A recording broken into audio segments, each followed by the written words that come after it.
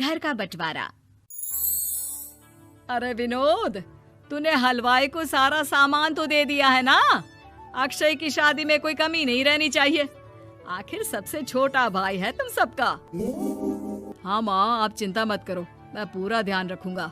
मंगल बेटा, तूने तो कहा था कि फूल का ऑर्डर दे दिया है, यहाँ तो फूल पहुँचे ही नहीं। अब क्या बहू की विदाई के बाद फूल आएंगे?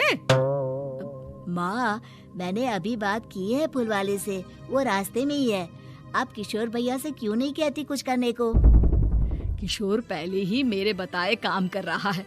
पास के सभी रिश्तेदारों और मोहल्ले वालों को कार्ड वही तो देकर आया था। रिसेप्शन के लिए हॉल भी उसी ने बुक किया था। टेंट कुर्सी वालों को भी तो वही देख रहा है। पर कई मोहल्ले वाले तो हमारे भरे पूरे परिवार से जलते भी हैं। उन्हें बुलाने की क्या जरूरत थी? बेटा, शादी ब्याह में तो बुलाना ही पड़ता है, नहीं तो लोग क्या कहेंगे। दादी दादी देखो ना, हलवाई अंकल हमें लड्डू नहीं दे रहे, आप इनको डांटो ना। अरे चैन सुख दे देना बच्चों को लड्डू, क्यों तंग कर रहा है इन्हें? बीबी जी, मैं कहाँ मना कर रहा हूँ, लेकिन लड्डू बनते ही ये बच्चे उठा उठा कर खा लेते हैं। अरे मैं तो इन्हें थाल में रख के परोस भी नहीं पा रहा। भागो, अब कोल्ड ड्रिंक पीने चलते हैं। भागो भागो, अब कोल्ड ड्रिंक पीने चलते हैं। जैसे कि आप देख रहे हैं, आज इस घर के सबसे छोटे बेटे अक्षय की शादी है। घर में बहुत चहल पहल है। कुलभूषण की बीवी कमला को फुर्सत ही नहीं है कामों से, लेकिन कुलभूषण और घर के बाकी लोग कहाँ हैं? आइए देखते हैं। अजी, आप यहाँ आराम से बैठकर गाने सुन रहे हो और घर में अभी तक इतने काम बचे हैं करने को। अरे भाई, मेरे सबसे छोटे बेटे की शादी है, इसके बाद तो मैं अब चिंता मुक्त हो ही जाऊंगा। और फिर घर में तुम हो, बेटे बहुएं हैं, तुम लोगों के होते हुए मैं क्यों काम करूं? मैं तो शान से बेटे की शादी में जाऊंगा तैयार होकर। अरे ठीक है, अब आप आराम ही कीजिए। एक बार अभिषेक की बीवी आ जाए, फिर मैं भी आराम करूंगी और मेरी चारों बहुएं पूरे घर की जिम्मेदारियां संभाल लेगी। इतना कहकर कमला वापस अपने काम में लग जाती है। बेटा भी, तू अब तक तैयार नहीं हुआ? किससे बात कर रहा है फोन पर? तैयार कैसे हूँ?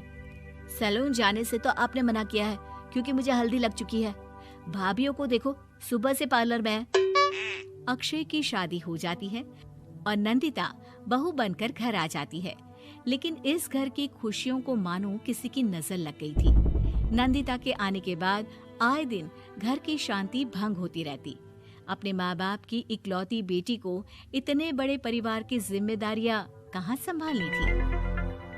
अभी देखो ना, मेरे हाथों की मेहंदी भी अभी नहीं उतरी है और तुम्हारी मम्मी ने मुझे घर के कामों में लगा दिया।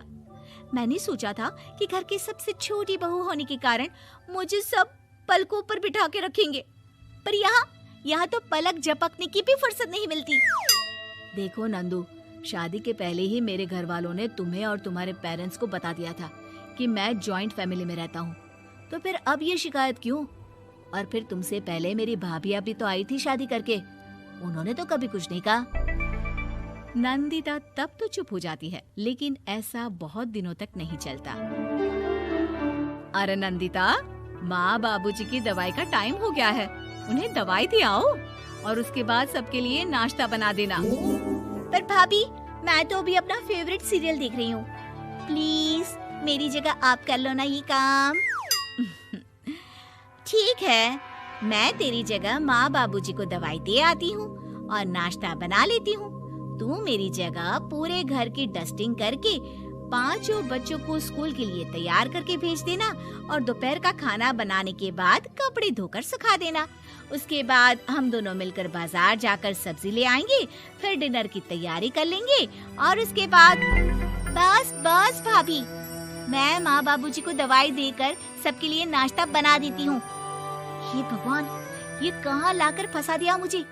मेरे घर में तो गिनती की 8 रोटियां और 2 सब्जी बनती थी और नाश्ता निपट जाता था, यहाँ तो रोटियों का ढेर और सब्जियाँ बड़े बड़े पतीलों में बनानी पड़ती है। नाश्ता बनते बनते लंच का टाइम हो जाता है और लंच बनते बनते डिनर का। अभी मुझ में तुम्हारे पूरे परिवार का नखरा उठाने की और ताकत नहीं बची। मैं ऐसे नहीं रह सकती। अरे तो क्या चाहती हो तुम? मुझे अलग रहना है बस। तो ठीक है, हम कल ही शिफ्ट हो जाएंगे किराए के घर में। इतना बड़ा घर होते हुए हम किराए पे क्यों रहेंगे? ना जी ना, घर में ही दीवार खड़ी करो अपने हिस्से के आगे। घर के साथ साथ घर की खुशियों में भी दीवार खींच जाती है।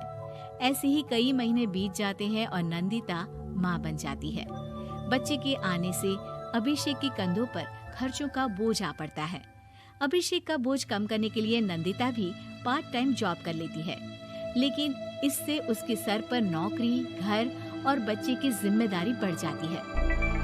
नंदिता, ये क्या है? तुमने घर भी ठीक से साफ नहीं किया, ना ही मेरे कपड़े धुले हैं। चिंटू के बाल भी कटवाने जाना था, देखो उसके बाल कितने बढ़ गए हैं। अरे करती क्या हो पूरा दिन तुम? मैं करती क्या हूँ? तुम्हारा नाश्ता और लंच बनाने के बाद चिंटू को डे केयर सेंटर पर छोड़ कर आती हूँ, फिर खुद ऑफिस जाती हूँ। पूरा दिन काम करके आने के बाद बिना आराम किए बाजार से सब्जियाँ लेकर आती हूँ, घर आकर खाना बनाती हूँ, चिंटू को देखती हूँ और क्या करूँ मैं? तो किसने कहा था अपने सर पर इतने काम लेने को? मत जाओ ऑफिस। ऑफिस जाए बिना घर के खर्चे कहाँ से पूरे होंगे? चिंटू की डे केयर का खर्च, उसके लिए बेबी फूड का खर्च, प्रेस वाले का खर्च, ये सब तुम्हारी सैलरी से होता नहीं है। अगर परिवार से अलग नहीं होती तो इतनी मुसीबतें नहीं उठानी पड़ती तुम्हें परिवार के साथ मिलकर काम करने में दिक्कत थी, लेकिन काम तो अब भी बहुत है तुम्हारे सर पर। चिंटू को भी डे केयर भेजने की जरूरत नहीं पड़ती। उसको गोद में खिलाने के लिए दादा दादी और घर के सभी बड़े होते। उसके साथ खेलने के लिए उसके भाई बहन भी होते। मेरे तीनों बड़े भाइयों के बच्चे भी बड़े हुए हैं, लेकिन बिना महंगा बेबी फूड खाए, क्योंकि मेरी माँ और भाभियाँ बहुत अच्छे से जानती है कि बच्चे को क्या खिलाना चाहिए। बिजली के बिल जैसे खर्चे भी सब मिलकर बांट लेते थे, लेकिन तुम्हें तो सबसे अलग रहने में ही मजा आता है, तो अब शिकायत क्यों करती हो? बस करो अभिषेक, बस करो। मैं मानती हूँ कि मैं गलत थी। मेरे एक गलत फैसले ने हमें बिल्कुल अकेला कर दिया है सबसे। एक घर में होते हुए भी हम बाकी परिवार से अजनबियों की तरह रह रहे हैं। अभिषेक और नंदिता की सारी बातें घर के बाकी लोगों को सुनाई दे रही थी। तभी कमला बोल पड़ती है। अरे नंदिता बहू, किसने कहा कि तुम अकेले हो? तुम्हारा इतना भरा पूरा परिवार है ना तुम्हारे साथ। हम तो बस ये चाहते थे कि तुम अपनी गलती समझ जाओ। अगर हम तुम्हें समझाते तो शायद तुम ना समझती, लेकिन अपनी गलती का एहसास तुम्हें खुद हो गया है, तो अब तुम समझ चुकी हो परिवार में एक साथ रहने का मोल क्या होता है। मम्मी जी, मुझे माफ कर दीजिए, अब ऐसा दोबारा कभी नहीं होगा। अरे माफी बाद में, पहले मेरा पोता जरा मेरी गोद में तो दे, और तू जाकर सबके लिए चाय बना ला।